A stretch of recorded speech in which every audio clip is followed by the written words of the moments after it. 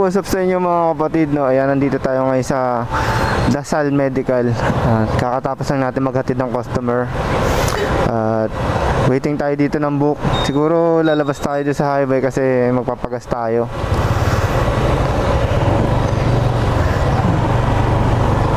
Papagas tayo mga kapatid. Wala na, nag-blink na yung ano, nag-blink na yung makina, yung Paano masabi? yung gauge ko. Kailangan na natin magpagas mga kapatid. Ayan, suot natin ngayon si Ryzen. Yung iniingatan kong helmet.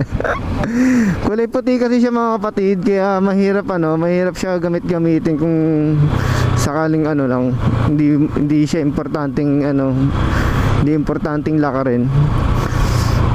Kasi yung yung LS2 ko, ayan, nabasag yung mount chain, yung lagayan ng GoPro, yung ganito. One eternity later.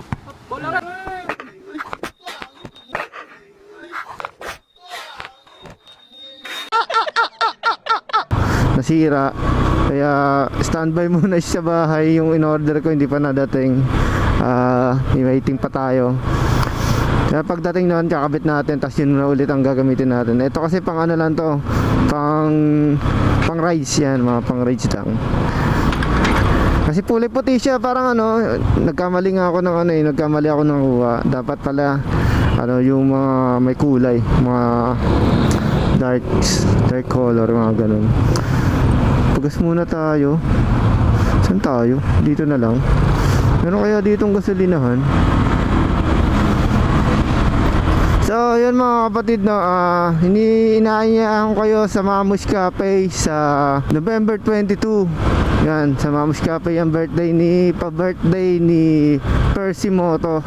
Ayan, marami tayong vlogger, maraming vlogger na pupunta, kagaya nila Lash Moto, ni Goddess, yan, ni Nini Moto. Tapos yung meron pa isa, bagong pa lang nila Lash Moto. Tapos yung iba mga tropa na vlogger, pupunta rin doon. At sana sama-sama tayo at may saya tayo sa kanilang birthday party at birthday gift ni Percy. Yan, Percy Moto. Magpaparaffle siya, mamimigay ng mga jersey or helmet, depende kung ano yung meron doon. Merong may bibigay. Sabi naman ni Mamu, kung ano lang daw yung meron, yun, paghati-hatian. Hindi na paghati-hatian, or although pagpasalamatan na lang. Yan. Yan, big shoutout kay Mamu sa Mamush Cafe. Napakabait niyan. Punta na kayo sa Mamush Cafe sa May Buhay na Tubig, Imus, Cavite mga kapatid, no. Yan, napakasarap ng coffee nila doon. Talagang mag-enjoy ka. Talaga para kang yung coffee nila para talagang nasa Starbucks. Starbucks Cafe. Yon, Mamush Cafe, solid. Meron silang charity. At mga tambike, pwede ka rin tumambike doon. So kung ikaw ay solo rider, pwede rin. Kung mag-jowa, pwede din. Kung family, pwede din mga kapatid, no.